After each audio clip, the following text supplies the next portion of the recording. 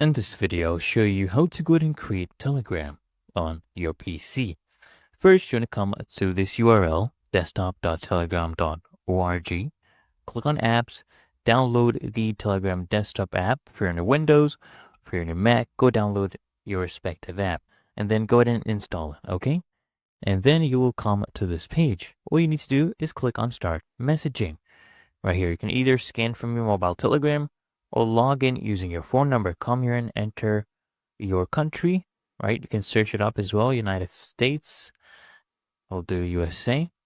Now I'll put in my number. All right.